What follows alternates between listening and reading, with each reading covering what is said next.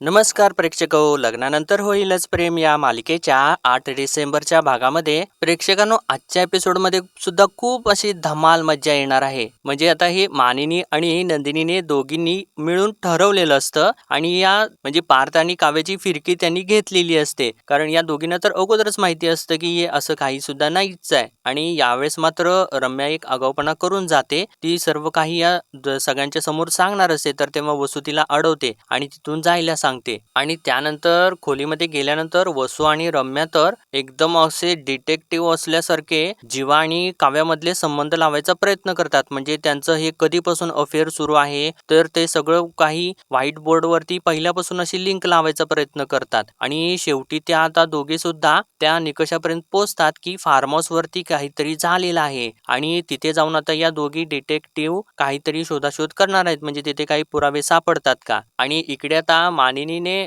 या चौघांना सांगितलेलं असतं की मगाशी जे काही झालं ते एक विनोद झाला, पण तुम्ही सिरियस घ्यायला काही हरकत नाही आणि तुम्ही हनीमूनला जा, असं तिने सांगितल्यानंतर या चौघांच्या तर डोक्यामध्ये शिट्ट्याच वाजलेल्या आहेत. पण आता हे चौघे सुद्धा म्हणजे बाहेर ब्रेक घ्यायसाठी कुठेतरी फिरायला जाणार आहेत. आणि त्यानंतर आल्यानंतर 16 डिसेंबरला यांचं घरामध्ये सेलिब्रेशन करायचं प्लॅनिंग ठरलेलं आहे. तर चला प्रेक्षकांनो, आजच्या भागाला आपण सुरुवातीपासून बघूयात. पार्थ आता काव्याजवळ येतो आणि म्हणतो काव्या प्रेग्नंट आहेत आणि हे कसं काय शक्य आहे. आणि त्यानंतर तो हळूच काव्याच्या जवळ जातो आणि तिला म्हणतो काल रात्री काही, असं म्हटल्यानंतर काव्य त्याच्यावरती भडकतेच. अहो काही काय बोलताय तुम्ही. आणि तेव्हा ते कुसूरपुसूर करत असताना मानिनी नंदिनीला म्हणू लागते, नंदिनी बघतेस ना कसे दोघे एकमेकांना खानाखुणा करतायत, ते कसे अगदी खुसूर खुसूर खुसूरपुसूर बोलतायत. तर नंदिनी सुद्धा म्हणते म्हणजे काय, दोघे सुद्धा अगदी छुपे रुस्तमच निघालेले आहेत. तर आता या दोघींना काही कळतच नसतं. आणि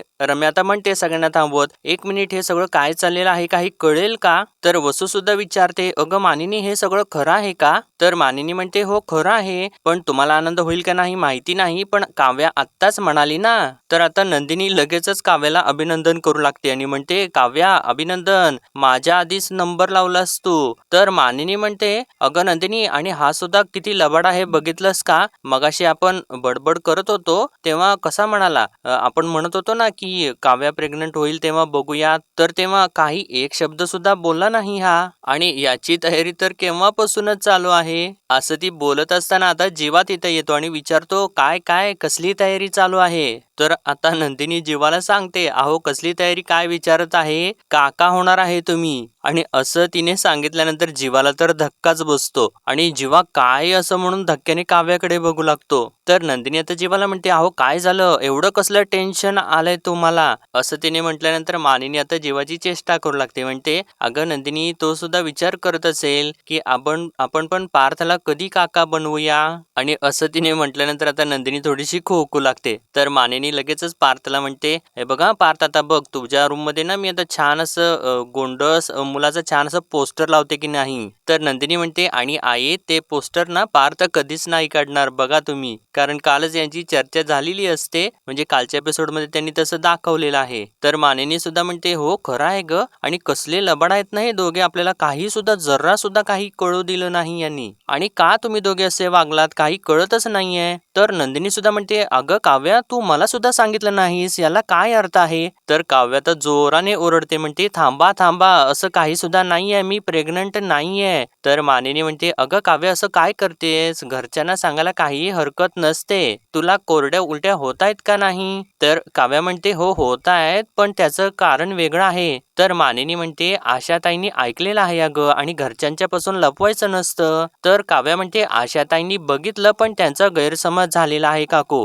ऐका जरासं शांत व्हा. म्हणजे मला ज्या उलट्या होत होत्या, उलटीसारखं होत होतं पण उलट्या होत नव्हत्या, त्याचं कारण वेगळं आहे आणि त्याचं कारण आहे मी खाल्लेली भजी. असं सांगितल्यानंतर आता सगळेजण त्याच्याकडे बघू लागतात. तर काव्या पुढे म्हणते खूप भज्या खाल्ल्या, मी पण वेडीच आहे आणि प्रत्येक वेळी भजी खाल्ल्यानंतर त्रास होतो मला माहिती आहे, तरी पण मी खाल्ल्या, आणि आता ना जे काही उलटीसारखं होत होतं ना ते फक्त त्याच्यामुळे झालेलं आहे, बाकी काही सुद्धा नाहीये. तर आता आशाताई मध्येच बोलते, म्हणते वहिनी मी आवाज ऐकला उलट्यांचा, तो तसलाच आवाज होता. तर मानिनी पुढे म्हणते हो ना, आणि अगं शिवाय तिने फोन सुद्धा ऐकला पार्थचा. पार्थ कोणाला कोणाला तरी सांगत होता की 3 महिने झाले, आता हालचाल करायला पाहिजे, गुड न्यूज आहे असं सुद्धा म्हणाला तो. तर तेव्हा तर पार्थ आशाताईवरती ओरडतो आणि म्हणतो आणि मानिनी म्हणतो, अगं आई, माझं ना क्लायंट सोबत बोलणं चालू होतं, मी हालचाल केली त्यामुळे मला ते कॉन्ट्रॅक्ट मिळालं, ही गुड न्यूज होती ती, बाकी काही सुद्धा नाही. तर आशाताई म्हणते, अरे देवा, असं होतं का ते, मी तर भलतीच खुश झाले. आणि असं तिने म्हटल्यानंतर मानिनी सुद्धा गालात हसते. तर नंदिनी पुढे येते आणि म्हणते, मी सुद्धा खुश झाले मावशी होणार म्हटल्यानंतर. तर मानिनी म्हणते, होय मग काय, मी सुद्धा अगदी स्वेटर विणायला घेणार होते आणि तुम्ही दोघांनी अगदीच हिरमोड केला. तर नंदिनी म्हणते, नाही आई, सगळा घोळ ना त्या भजीने घातलेला आहे. तर तेव्हा वसू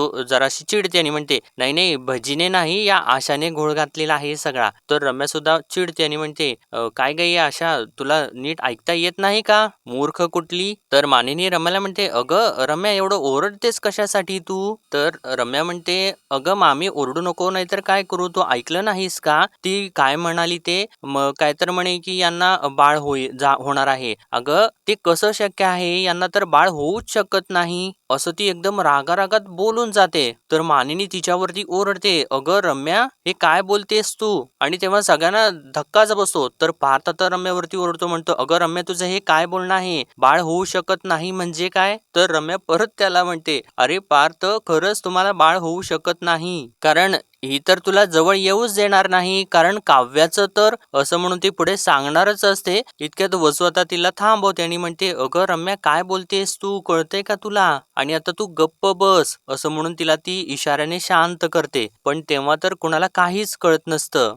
आणि आता नंदिनी पुढे येते आणि रम्याला म्हणते, रम्या, काय म्हणालीस तू, काव्याचं काय. आणि असं तिने विचारल्यानंतर वसू मध्ये पडते आणि नंदिनीला म्हणते, अगं जाऊ देत ना नंदिनी, ती रागाच्या भरात बोलून गेली, विषय सोडून दे. तर तेव्हा नंदिनी तिला म्हणते, नाही वसुआत्या, मी तुमच्याशी बोलत नाहीये, त्यामुळे तुम्ही तर मध्ये पडूच नका. आणि परत ती आता रम्याला विचारते, बोल अगं, दे उत्तर, काव्याचं काय आहे, असं ती जोराने ओरडून तिला विचारते. तर आता रम्या थोडीशी घाबरलेली असते. तर पार्थ सुद्धा आता नंदिनीला साथ देतो आणि म्हणतो रम्याला, रम्या, नंदिनी काहीतरी विचारतायत, उत्तर दे. तर मानिनी सुद्धा म्हणते, अगं रम्या, एवढे सगळेजण विचारतायत, बोल ना. तर रम्या आता एकदमच तिचं नाटक करते आणि म्हणते, मला कोणाशी काहीही बोलायचं नाहीये, असं म्हणून ती तिथून निघूनच जाते. तर मानिनी चिडते आणि वसूला म्हणते, वसुताई, रम्याला जरा सांगा हा, तिचं आता अति होत चाललेलं आहे, तिच्या तोंडाला जरा लगाम घाला, नाही तर मला ना तिच्याशी माझ्या भाषेत बोलावे लागेल. तर वसू आता सगळं काही सावरू लागते, म्हणते, हे बघ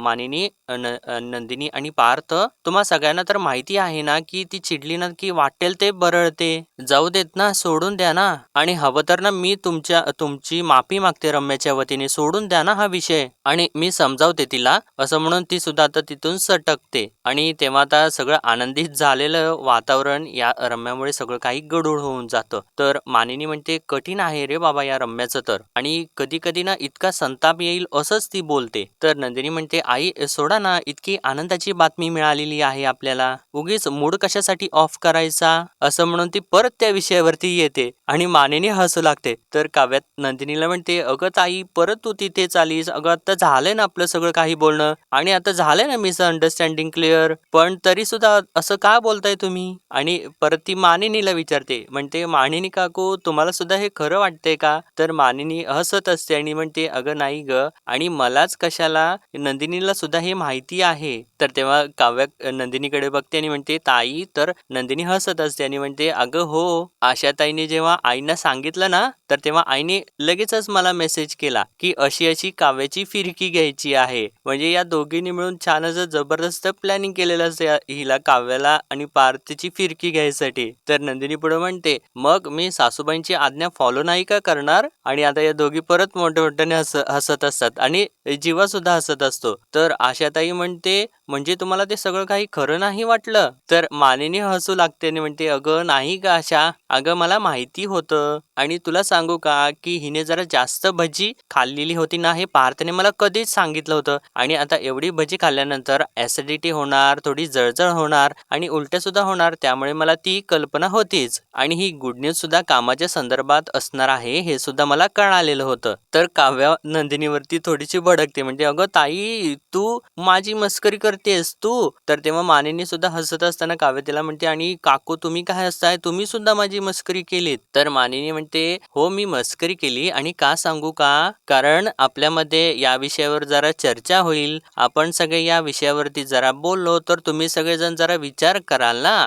असं म्हटल्यानंतर आता हे चौघे सुद्धा थोडेसे लाजू लागतात. तर मानिनी पुढे म्हणते, म्हणजे तुमच्या सगळ्यांचीच गाडी जरा पुढे सरकेल, मैत्रीकडून संसाराकडे जाईल, बरोबर ना. असं म्हटल्यानंतर परत सर्वजण हसू लागतात, म्हणजे गालातल्या गालात हसतात. तर आता पार्थ काव्याला थोडासा इशारा करतो आणि आता त्यानंतर इकडे रम्या रागारागात खोलीमध्ये आलेली असते आणि तेव्हा वसू सुद्धा तिच्या मागे येते आणि तिला ओरडू लागते, म्हणते काय बोलणार होतीस, खाली डोकं ठिकाणावर आहे का तुझं. तर रम्या म्हणते नाहीये ठिकाणावर, फार तोंड चालतं ना सगळ्यांचं त्या. आता बघ ना, हा व्हिडिओ नेऊन दाखवतेच मी, म्हणजे एकमेकांची तोंडच बंद होतील, फार बोलतायत ते. असं म्हणून ती लॅपटॉप हातामध्ये घेते. तर तेव्हा वसू म्हणते, हो दाखवणार आहेस ना व्हिडिओ, दाखव दाखव ना बघ. तर रम्या म्हणते, हो ना, हे धर मग तूच बघ. तर वसू तिला म्हणते, हे बघ हा व्हिडिओ घे आणि तूच मला सांग की याच्यामध्ये जीवा आणि काव्याचं अफेअर आहे अशी एक तरी मोमेंट दिसते का. तर तेव्हा रम्या म्हणते, अगं आई असं का करतेस तू, हे बघ इथे जीवा काव्याला गुलाब देतोय, इथं दिसतंय ना हे सगळं काही. तर वसू म्हणते, हो दिसतंय ना, मग जा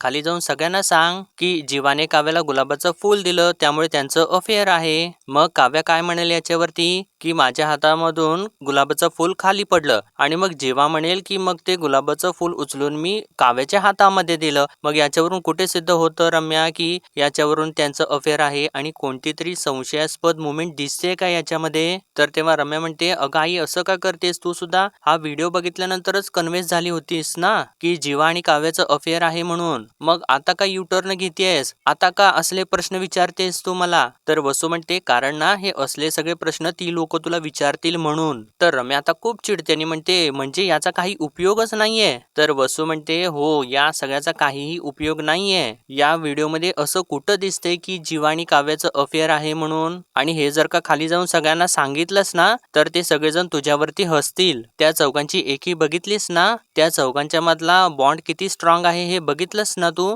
तर रम्या आता विचारते, मग काय करायचं आता. तर वसू म्हणते, या चौघांना जर एकमेकांच्या विरोधात उभं करायचं असेल ना तर काव्या आणि जीवाच्या अफेअरचे ठोस पुरावे आपल्याकडे असायलाच हवेत. तर रम्या आता अजून चिडते आणि म्हणते, घ्या म्हणजे आता परत सगळी काही नव्याने शोधाशोध सुरू करायची का. तर तेव्हा वसू तिला विचारते, तुला पार्थ हवा आहे ना, मग तुला शोधाशोध करावीच लागेल. तर रम्या आता तयार होते आणि म्हणते, ठीक आहे करते शोधाशोध. आता त्या जीवा आणि काव्याच्या अफेअरचे पुरावे शोधून काढावेच लागेल. त्या दोघांचं अफेअर कधी आणि केव्हा सुरू झालं ना हे कळायलाच हवं. असं म्हणून आता या दोघी सुद्धा प्लॅनिंग सुरू करतात. तर आता इकडे हे सर्वजण आईस्क्रीम खात मस्त एन्जॉय करत असतात. तर तेव्हा पार्थ आता म्हणतो, हा आईस्क्रीम तर खूप छान आहे, आणि आई प्रेग्नन्सी मध्ये आईस्क्रीम सुद्धा खायचं असतं ना. तर आता काव्य पार्थ वरती थोडीशी भडकते, म्हणजे देशमुख शांतपणे आईस्क्रीम खा नाहीतर फटके खाल. असं म्हटल्यानंतर सर्वजण हसूच लागतात. तर मानिनी त्याला म्हणते पार्थला, अरे तू लगेच सगळीकडे रिक्षा फिरवू नकोस हा. तर पार्थ म्हणतो, अगं आई बाबा असते तर बाबांनी रिक्षा फिरवलीच असते ना, मी फिरवलं तर काय होतंय. तर तेव्हा जीवा म्हणतो, बाबा म्हणजे ना ईदचा चंद्र झाले चंद्र,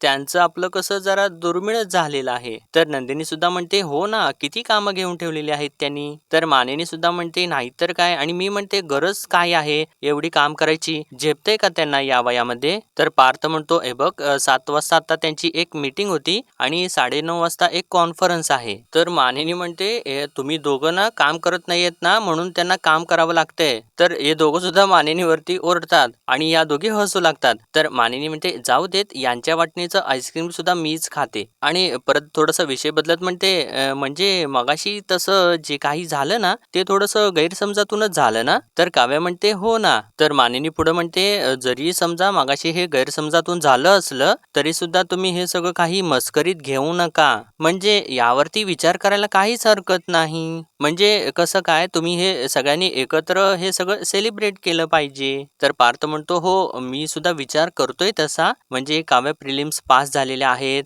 जीवाने सुद्धा छान यश मिळवलेलं आहे. अचिव्हमेंट सोहळा आपण साजरा केलेला नाहीये, तर आपण घरामध्ये एक पार्टी ठेवूयात का? तर मानिनी म्हणते, अरे मी म्हणते की तुम्ही सगळेजण जाऊन बाहेर सेलिब्रेट करा, तर तू सगळ्यांना घरात काय कोंडून ठेवतोयस? तर जेव्हा म्हणतो पण आम्ही बाहेर जाऊन काय करणार आहे असं त्यानं म्हटल्यानंतर मानिनी एकदमच म्हणते हनीमून, आणि तिने असं म्हटल्यानंतर हे चौघे सुद्धा एकाच वेळेला हनीमून असं म्हणून ओरडतात. तर मानिनी म्हणते हो, आणि जेव्हा आता इकडे जरा पार्थला इशारा करतो, तर पार्थ मानिनीला म्हणतो, आई घरामध्ये एवढं मोकळं ढाकळं वातावरण आहे म्हणून तू काही बोलणार आहेस का? आणि अगं आई हनीमून तू यांच्यासमोर कुठे काय बोलतेस असं जीवा आता म्हणतो. तर काव्या म्हणते म्हणजे माझं काय म्हणणं आहे काकू, त्या शब्दाऐवजी तुम्ही फिरायला जाऊन या असं म्हणाल तर चालेल ना? तर नंदिनी म्हणते किंवा डेटवरती जा असं म्हणाला तरी चालेल. तर तेव्हा मानिनी म्हणते ओके ओके, तुम्हाला जे म्हणायचंय ते म्हणा, बाहेर जा, ब्रेक घ्या, जे काही असेल ते असेल, पण बाहेर फिरायला जा. आणि परत विचारते जाताय ना बाहेर? तर तेव्हा पार्थ आता जीवाला थोडासा इशारा करतो आणि परत काव्याकडे बघून सुद्धा तिला विचारतो, म्हणजे इशाऱ्यानेच विचारतो. तर तेव्हा जीवा आता नंदिनीला इशाऱ्याने विचारतो. तर आता मानिनी या सगळ्यांच्याकडे बघतच असते आणि म्हणते काय असं एकमेकांच्याकडे बघून काही ठरलं का नाही? तर पार्थ म्हणतो नाही नाही कुठं काय? तर जीवा आता म्हणतो नाही ठीक आहे, आता तू म्हणतेस तर आम्ही जाऊन येतो असं कुठेतरी. तर नंदिनी सुद्धा म्हणते म्हणजे तेवढेच पाय मोकळे होतील ना? तर काव्या सुद्धा म्हणते आणि तसं सुद्धा असं खूप दिवस झालेत ना, असं बाहेर वगैरे गेलेलो नाहीयेत ना आपण. तर मानिनी म्हणते पार्थला विचारते आणि तुझं सुद्धा काहीतरी म्हणणं असेलच ना? तर तेव्हा पार्थ सुद्धा आडवेडे घेऊ लागतो, म्हणतो हो, आता तुम्ही सगळे एवढे म्हणतायतच तर मग काय जाऊ. तर मानिनी ओरडते म्हणते कसे नौटंकी आहात रे सगळे, आता खरे देशमुख शोभताय तुम्ही, नाटकच नुसती. आणि थोडक्यात काय आहे, चला तुम्ही आता बाहेर सगळेजण फिरायला जाताय. तर पार्थ म्हणतो आई तू म्हटल्याप्रमाणे आम्ही बाहेर जातोय, पण ती पार्टीची आयडिया जी सांगितली होती त्याच्याबद्दल कोणी काहीच बोलत नाहीये आणि मला नकोच हे आईस्क्रीम असं म्हणून ते आईस्क्रीम संपून तो रिकामा बाउल बाजूला ठेवतो. तर काव्या म्हणते घ्या, अख्खा आईस्क्रीमचा बाउल संपवलेला आहे तुम्ही आणि म्हणे मला नाही खायचं आईस्क्रीम, काय हे? तर मानिनी म्हणते अरे पार्थ तू काय लहान आहेस का रे रुसून बसायला, ही नौटंकी म्हणते मी. तर काव्या म्हणते आहेतच ते लहानच आहेत. तर पार्थ म्हणतो अरे तुमच्या बाजूने मी बोलतोय आणि तुम्ही माझ्यावरतीच हसताय. तर नंदिनी म्हणते पार्थ तुम्ही काहीच काळजी करू नका, आईंचा आग्रह आणि तुमचा हट्ट दोन्ही गोष्टी सुद्धा पूर्ण होतील अशी आयडिया आहे माझ्याकडे. तर तेव्हा पार्थ म्हणतो अरे वा ये बात होई ना, आता मी अजून आईस्क्रीम खाईन असं म्हणून आता या सगळ्यांचं इकडे सर्व काही असं छान चालू असतं आणि इकडे आता या दोघे सुद्धा रम्या आणि वसू काहीतरी शोधाशोध करत असतात. म्हणजे ते आता जीवा आणि काव्याचं जे अफेअर असतं ते किती जुनं आहे, कधीपासून चालू झालं आहे, हे काही असं त्यांचे फोटो वगैरे काही सापडतात का, हे सगळं काही अल्बम मध्ये शोधत असतात. तर वसू रम्याला विचारते अगं रम्या सापडला का एखादा फोटो? तर रम्या सुद्धा नाही असं तिला सांगते. तर वसू म्हणते या अल्बम मध्ये सुद्धा नाहीये दिसत असं म्हणून आता रम्या जोराने तो अल्बम आपटते आणि म्हणते काय ग, एक सुद्धा अल्बम आणि फोटो कामाचा नाहीये याच्यामध्ये. तर वसू सुद्धा वैतागते आणि म्हणते हो मला सुद्धा वाटलं होतं की लग्नाच्या फोटो अल्बम मध्ये तरी एखादा तरी फोटो सापडेल. अगं हळदीच्या वेळेला एकमेकांचा हात धरलेला असू शकतो किंवा एकमेकांच्याकडे प्रेमाने बघितलेला असेल असा एक तरी फोटो, आणि काहीच सापडलं नाही याच्यामध्ये. तर रम्या आता व्हाईट बोर्ड वरती काहीतरी लिहू लागते, म्हणते मला तर वाटते ना यांच्या अफेअरचे नक्कीच काहीतरी पुरावे असणार आहेत आई. तर वसू म्हणते थोडासा विचार करते आणि म्हणते काय असेल पण, आणि एकदमच म्हणते अनिशा असेल का? तर तेव्हा रम्या लगेचच त्या बोर्डवरती अनिशाचं नाव लिहिते. अगं पण आई ही अनिशा काही सांगणार आहे का? मी सांगते ना तुला, हिला सगळं काही माहिती असणार आहे आणि ही बाई ना महावस्ताद आहे, काही सुद्धा कळू देणार नाही बघ आपल्याला. आणि आता ती वैतागून तिचं नाव खोडून टाकते. तर त्यानंतर वसू युगच नाव घेते एकदम आणि म्हणते अगं तुला माहिती नाही का, युग आणि जीवा एकमेकांचे खास आहे, त्याला नक्कीच काहीतरी माहिती असणार. आणि तेव्हा रम्या लगेचच युगचं नाव लिहिते. तर वसू म्हणते नाही नाही रम्या मला आता असं वाटते की युग नसेल, कारण जर त्याला माहिती असतं ना तर त्याने आपल्याला नसतं का सांगितलं. तर रम्या आता परत युगचं नाव खोडून टाकते आणि आता काय करायचं असं वसूला विचारते. तर तेव्हा वसू म्हणते एक काम करूयात आपण ना सुरुवातीपासून लिहून बघूयात, म्हणजे आपल्याला लिंक लागेल, म्हणजे आपल्याला पहिल्यांदा तो तुटका पेन ड्राईव्ह मिळाला आणि त्याच्यानंतर त्याच्यानंतर आपण गेलो सुनीताच्या कॅफेमध्ये. तर तेव्हा लगेचच आता रम्या कॅफे लिहिते. तर वसू पुढे म्हणते तिथे गेल्यानंतर आपल्याला सुनीता म्हणाली की क्लास संपवून अगं थांब थांब हे बघ क्लास लिही बर काव्याचा क्लास. तर तेव्हा रम्या लगेचच क्लास लिहिते. तर वसू म्हणते क्लासमध्ये अनिशा एक तिची मैत्रीण आहे आणि अजून तिचे कोण मैत्रीण वगैरे किंवा मित्र वगैरे असतील. तर रम्या म्हणते हा जे जीवाला सुद्धा ओळखत असतील. तर तेव्हा आता वसू म्हणते हा बरोबर आहे तुझं कॉलेज. तर तेव्हा लगेचच रम्या तर कॉलेज सुद्धा लिहिते. तर वसू पुढे म्हणते अगं जीवाला ओळखत असतील म्हणजे त्या दोघांचे कोणीतरी कॉमन मित्र मैत्रीण असतील ना. तर रम्या लगेचच कॉमन फ्रेंड्स असं सुद्धा लिहिते. आणि तेव्हा आता वसू विचार करू लागते म्हणते नक्की यांच्याबद्दल कोठून माहिती मिळू शकेल आपल्याला आणि कोणीतरी असं असेल ना की म्हणेल की या दोघांचं अफेअर होतं असं म्हणून आता या दोघे सुद्धा एकदम खूप गाढ विचार करू लागतात आणि एकमेकींच्या सोबत डिस्कस करू लागतात. आणि तेव्हाच आता इकडे नंदिनी या सगळ्यांना म्हणत असते की आयडिया अशी आहे की आम्ही सगळेजण बाहेर फिरून येतो. तर काव्या म्हणते हा आणि इथं आल्यानंतर आमच्या सक्सेसची पार्टी आपण सेलिब्रेट करू. तर पार्थ म्हणतो हे बघा आपण 15 तारखेपर्यंत परत येऊयात पण नंतर मग लगेचच 16 तारखेला पार्टी करूयात फार उशीर नको. तर नंदिनी म्हणते हो 16 डिसेंबर डन. आता दोन्ही सुद्धा गोष्टी होतील आई पण खुश आणि पार्थ सुद्धा खुश. तर मानिनी परत म्हणते मग बर ठीक आहे आता कुठे जाणार हनीमूनला. तर तेव्हा काव्या म्हणते काकू अहो परत तुम्ही तेच बोलताय. आणि जीवा सुद्धा म्हणतो अगं आई. तर तेव्हा मानिनी म्हणते ओके काय तो तुमचा